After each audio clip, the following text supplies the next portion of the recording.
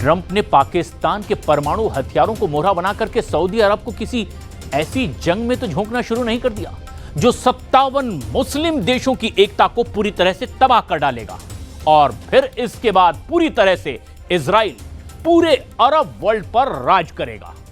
देखिए सनसनीखेज खुलासा।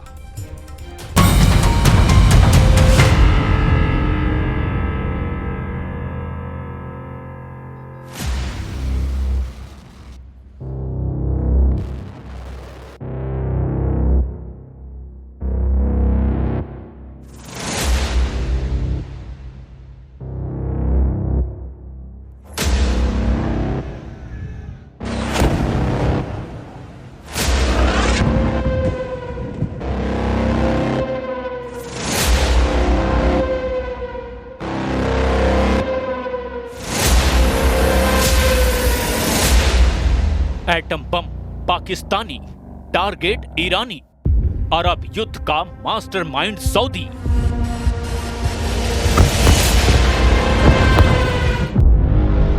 इस वक्त पश्चिम एशिया से लेकर के अरब की जमीन पर जो जंगी पैंतरे चल रहे हैं वो वाकई सर्वनाश के पुख्ता संकेत हैं।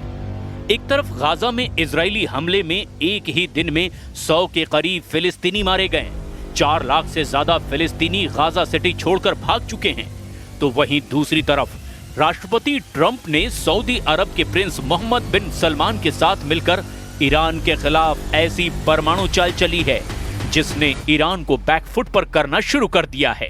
हैरानी की बात तो यह है कि अमेरिका और सऊदी अरब ने मिलकर पाकिस्तान को अपना पहला परमाणु मोहरा बनाया और फिर अरब की जमीन पर सऊदी अरब को पाकिस्तान के परमाणु बम के जरिए परमाणु संपन्न देश बनने का रास्ता साफ कर दिया है।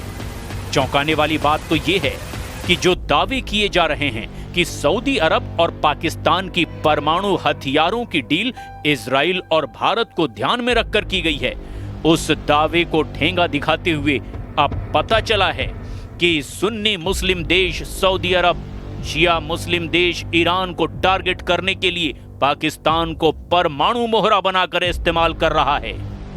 यानी ईरान के ऊपर सऊदी अरब पाकिस्तान के परमाणु बमों से हमला कर सकता है, क्योंकि ईरान एक शिया मुस्लिम मुल्क है और सऊदी अरब से उसका 36 का आंकड़ा हमेशा रहा है।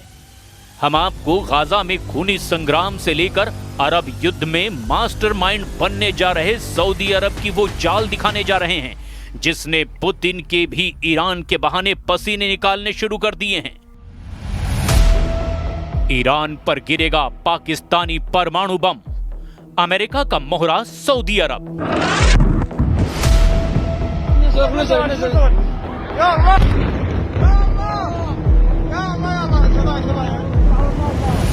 अब आप ये जान लीजिए कि 9 सितंबर को जब कतर पर इजराइल ने जबरदस्त मिसाइल हमला किया तो हमास के 5 नेताओं समेत 6 लोगों की जान चली गई।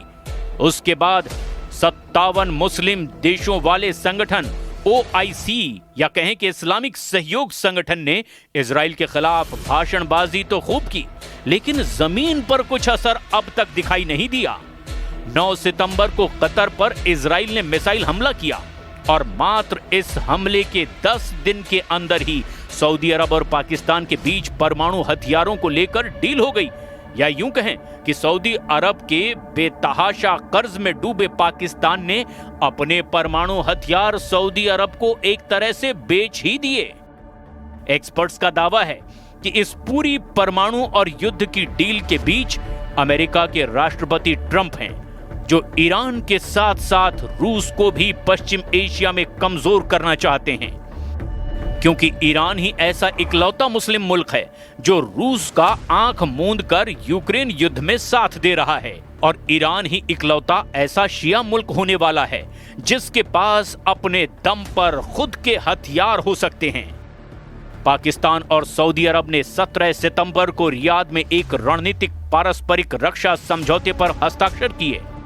इस समझौते पर पाकिस्तानी प्रधानमंत्री शहबाज शरीफ, सेना प्रमुख फील्ड मार्शल आसिम मुनीर और सऊदी क्राउन प्रिंस मोहम्मद बिन सलमान ने हस्ताक्षर किए।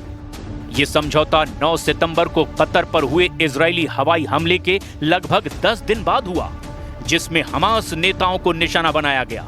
कई रक्षा विशेषज्ञों ने दावा किया कि इस समझौते से भारत और इजराइल को खतरा बढ़ गया है। हालांकि पाकिस्तान की रहने वाली किंग्स कॉलेज लंदन में डिपार्टमेंट ऑफ वॉर स्टडीज में सीनियर फेलो आयशा सिद्दीकी के मुताबिक सऊदी अरब ने यह सौदा ईरान को ध्यान में रखते हुए किया है। आयशा सिद्दीकी ने यह भी कहा कि इस सौदे को अमेरिका का समर्थन हासिल है। एक मीडिया में लिखे लेख में आयशा सिद्दीकी ने कहा कि इस समझौते के समय पाकिस्तान में दो व्यापक प्रभाव पैदा किए। पहला ये कि इजरायली आक्रमण से भयभीत और अपने सहयोगियों की सुरक्षा के लिए अमेरिका पर भरोसा न करने वाला सऊदी अरब सुरक्षा के लिए पाकिस्तान की ओर देखने लगा, और दूसरा ये कि ये समझौता एक व्यापक सुरक्षा समझौते की ओर ले जा रहा है, जिसमें पाकिस्तान मध्य पूर्व में शांति का गारंटर बन सकता है। ऐसी अवधारणाएं निश्चित रूप से भारत के साथ हाल ही में युद्ध की स्थिति के बाद खासतौर पर अमेरिकी राष्ट्रपति डोनाल्ड ट्रंप के 5 जेट मार गिराए जाने वाले बयान के बाद से बनी हैं। आयशा सिद्दीकी के मुताबिक 3 बातें ध्यान करने योग्य है। पहला, पाकिस्तान दशकों से सऊदी अरब की मदद करता रहा है। दूसरा, ये वास्तव में इजराइल का नहीं बल्कि ईरान का मामला है। और तीसरा, इस कदम को संभवतः अमेरिका की मौन स्वीकृति हासिल है। उनके इस बयान का आधार ये भी है कि अमेरिका कभी भी ऐसा नहीं करेगा जिसका नकारात्मक असर इजराइल पर पड़े। अमेरिका और इजराइल पक्के दोस्त हैं। कतर भी अमेरिका का खास है। इसके बावजूद अमेरिका ने इजरायली हमले को लेकर कतर का समर्थन किया। ये बताता है कि अगर सऊदी अरब अकेले अपने दम पर यह समझौता करता तो अमेरिका जरूर इसमें अड़ंगा लगाता, लेकिन अमेरिका ने ऐसा नहीं किया, समझौता होने दिया।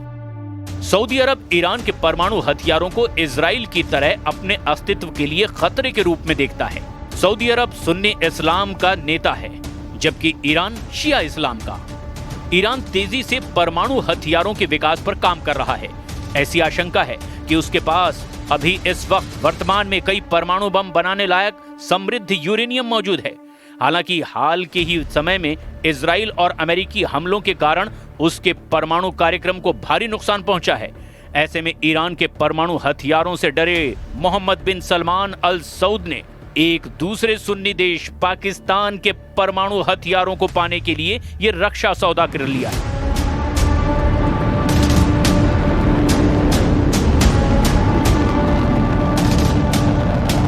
और मतलब इस वक्त तनाजुर में क्योंकि जब होता है कि एक पर हमला दूसरे पर हमला, तो फिर ज़ाहिर पाकिस्तान की तो भारत के साथ नहीं बनती, और हालिया भी जंग हुई, तो क्या ये समझा जाए कि बाकायदा तौर पर वो भी उस तरीके से इन्वॉल्व होंगे? अगर पाकिस्तान और भारत का तनाज़ा होता है, फिर सऊदी अरब का किसी से तनाज़ा होता है, तो हमारी भी फोर्सेज इन्वॉल्व होंगी? जी बिल्कुल, इसमें कोई शक नहीं है। हमने कोई किसी जो है वो मुल्क का नाम नहीं लिया कि कौन मुल्क जो है वो अग्रेसर होगा तो हम जो है वो रिटेलिएट करेंगे। ना सऊदी अरेबिया ने उसका कोई नाम लिया है, ना हमने कोई नाम लिया है। तो इट इज़ जस्ट एक अम्ब्रेला है जो प्रोवाइड किया गया है दोनों अतराफ से कि किसी के साथ भी एग्रेशन हो, किसी साइड से भी एग्रेशन हो, वो जॉइंटली उस चीज़ को जो है डिफेंड किया जाएगा, उस एग्रेशन का जवाब दिया जाएगा।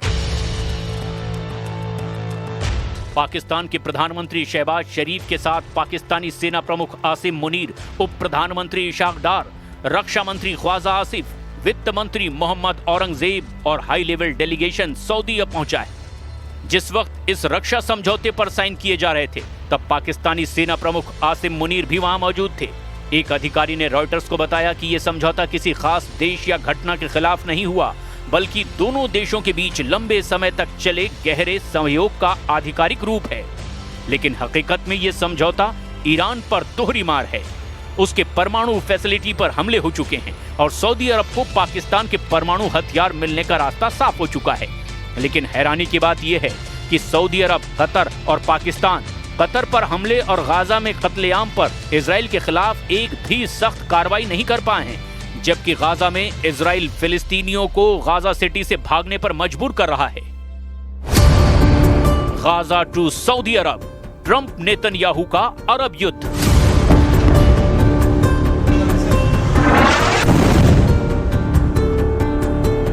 आप ये भी जान लीजिए कि पश्चिम एशिया से लेकर के अरब मुल्कों के बीच चल क्या रहा है। पहले गाजा के ताजा हाल को भी समझते हैं। कुछ घंटे पहले ही इजराइल ने एक बार फिर से गाजा के अलग अलग इलाकों पर बेतहाशा हमले किए हैं। 7 अक्टूबर 2023 से शुरू हुए हमास और इजराइल के बीच युद्ध में अब तक 65,208 फिलिस्तीनियों की मौत हो चुकी है। 1,66,271 लोग घायल हो चुके हैं। इजराइल ने गाजा सिटी और दक्षिणी इलाकों में जमीनी अभियान और स्ट्राइक बढ़ा दिया है। वहीं हमास का दावा है कि अब भी लगभग 6,50,000 इजरायली बंधक हैं। ऐसा दावा किया जा रहा है कि गाजा सिटी में इजराइल जो कर रहा है उससे साफ हो रहा है कि उसका मकसद एथनिक क्लींजिंग करना है। लाखों लोग इस वक्त इजरायली हमले की वजह से बेघर हैं। शहर में कई बिल्डिंग्स को आईडीएफ के जरिए तबाह किया गया है। ऑपरेशन में सिर्फ 2 हफ्ते में 20 से ज्यादा टावर ब्लॉक ध्वस्त कर दिए गए हैं। सेना का कहना है कि इन इमारतों का इस्तेमाल हमास करता था, जबकि स्थानीय लोग और संयुक्त राष्ट्र मानवाधिकार कार्यालय यानी OHCHR इसे नागरिकों को जबरन उजाड़ने की कोशिश बता रहा है। इजरायली सेना ने हाल ही के दिनों में जैतून, मुफ्फा, शेजाया और शेख अल रदवान इलाकों में भी लगातार घरों को निशाना बनाया है। इन जगहों पर तबाही सैटेलाइट तस्वीरों में साफ दिखाई दी है। गाजा की NGO नेटवर्क के प्रमुख अमजद अल चावा का कहना है कि गाजा सिटी की 65% से ज्यादा इमारतें और घर अब तक तबाह और बुरी तरह से बर्बाद हो चुकी हैं। सबसे ताजा हवाई हमले में 91 से ज्यादा फिलिस्तीनी इजरायली हमले में मारे गए हैं। वीडियो में भी कुछ ही मिनटों में हवाई हमले में 2 मिसाइलें इमारत के आधार पर गिरी और पूरी इमारत 6 सेकंड में ही ढह गई। धूल और मलबे ने आसपास खड़े सैकड़ों फिलिस्तीनी टैंकों को घेरे में देख लिया। इजराइल के वित्त मंत्री बेज़लेल स्मोट्रिच ने पहले ही कह दिया है कि गाजा का बड़ा हिस्सा पूरी तरह नष्ट कर दिया जाएगा और आबादी को मिस्र सीमा के पास छोटे हिस्से तक सीमित किया जाएगा। वहीं सेना के प्रवक्ता लेफ्टिनेंट कर्नल नदान शोशानी का कहना है कि गाजा को पूरी तरह मिटाने की कोई रणनीति नहीं है। ऐसे हालात में साफ कहा जा सकता है कि अमेरिका और इजराइल ने मिलकर के अब अरब देशों को पूरी तरह से कंट्रोल कर रखा है और ईरान को इसीलिए टारगेट कर रहा है ताकि रूस को कमजोर किया जा सके। अब देखना यह होगा कि पाकिस्तान के परमाणु बम ईरान के खिलाफ इस्तेमाल होते हैं या नहीं।